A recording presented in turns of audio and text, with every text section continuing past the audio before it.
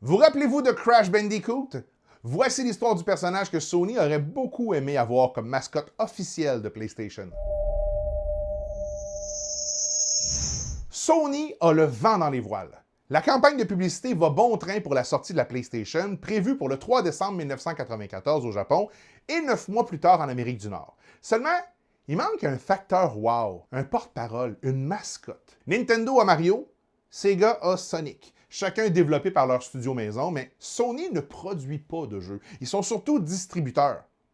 On fait quoi? Sony entend parler du studio Naughty Dog et de leur projet de jeu Willy the Wombat, développé avec Universal. Le concept du jeu, c'est de transposer le gameplay de Sonic ou Mario en 3D, mais sans caméra libre, parce qu'à l'époque, c'est trop complexe à gérer. Leur idée de base, c'est de faire une course d'obstacles où la caméra est collée derrière le personnage. À l'interne, ils appellent ça le projet Sonic's Ass, parce qu'on passe son temps à regarder le cul du héros courir vers l'horizon. Naughty Dog décide que le personnage va être un Bandicoot, un petit marsupial australien, et qu'il va avoir de l'attitude. Willy doit être cool, un peu rebelle, avec des expressions faciales exagérées à la Looney Tunes. Il faut qu'il soit le contraire de Mario, qui, lui, est vu comme un personnage trop gentil et enfantin pour la génération PlayStation. Ça donne que des dirigeants de Sony Computer Entertainment America voient une démo de Willy the Wombat dans les bureaux de Universal. Ils sont époustouflés par la beauté du jeu et la fluidité de la 3D. Sony va signer un accord d'exclusivité avec Universal et Naughty Dog. Le jeu change de nom pour devenir Crash Bandicoot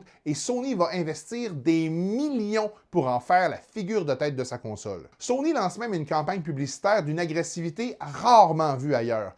On veut vraiment placer Crash comme le héros de la génération adolescent et faire passer Nintendo comme une console qui fait des jeux de bébé, d'où cette pub classique.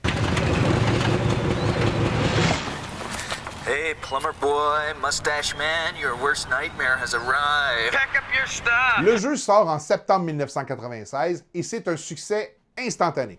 Crash devient de facto l'image de la PlayStation. Naughty Dog va créer deux suites encore meilleures, Crash 2 et Crash 3 Warped, ainsi que le très excellent jeu de course Crash Team Racing. Après Team Racing, par contre, la relation entre Naughty Dog et Universal s'effrite. Universal prend trop de place dans le contrôle créatif de la franchise, puis Naughty Dog préfère mettre ses énergies sur la franchise Jak and Daxter. Sony va finir par racheter Naughty Dog, mais la franchise de Crash reste la propriété intellectuelle de Universal. Crash Bash, un jeu à la Mario Party, mais développé par Eurocom, devient le premier jeu de la série développé sans Naughty Dog et le dernier qui sort exclusivement sur une console Sony. Encore une fois, si vous avez appris quelque chose, aimez et partagez. Puis Team PlayStation, le meilleur jeu de Crash selon vous, c'est lequel?